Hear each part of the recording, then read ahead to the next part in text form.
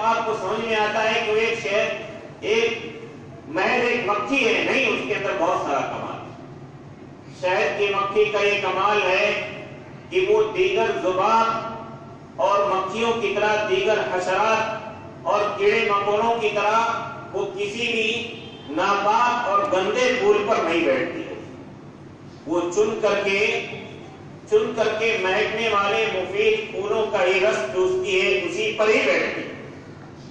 بالمقابل گھر میں پائی جانے والی مکھیوں کے اور دیگر جراد اور چٹیوں کے، وہ مکھیاں اچھی چیزوں کو چھوڑ کر کے گندی چیزوں پر ہی بیٹھتی ہیں۔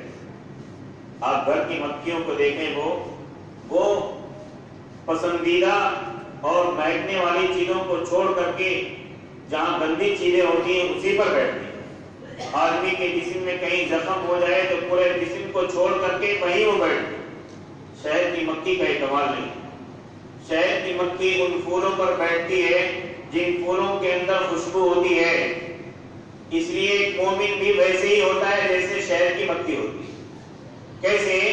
مومن کسی بھی عیب والی چیز کے تجسس اور اس کے پیچھے نہیں پڑتا ہے، بلکہ اچھی چیزوں کو اپنی نگاہ میں لاتا ہے۔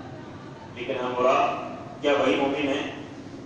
ہم تو صرف اسی تلاش و جستجو میں رہتے ہیں کہ فلاں کی عیب کہاں ہے، فلاں کی کمی کہاں ہے، اس کا ویک پوائنٹ کون سا ہے۔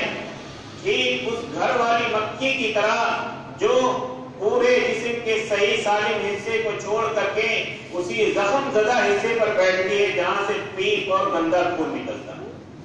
لیکن مومن ایسا نہیں کرتا ہے۔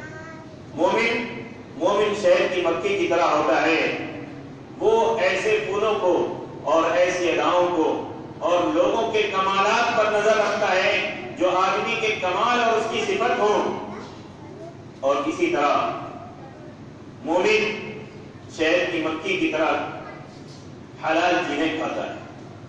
فرمایا